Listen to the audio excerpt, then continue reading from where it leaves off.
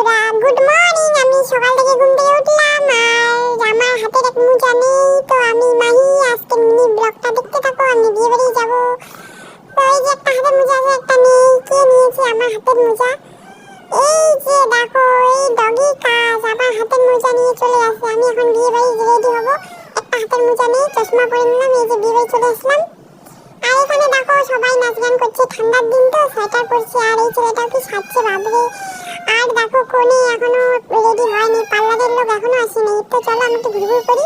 এই ঘুরঘুর করে এসে দেখি কোনে রেডি হয়ে এখানে বসে আছে, আর কোনে বোন এইদিকে কান্নাকাটি করছে। তো দিদির বিয়ে কান্নাকাটি হচ্ছে, আর বোনের কান্না দেখে কোনেও এদিকে কান্নাকাটি শুরু করে দিয়েছে।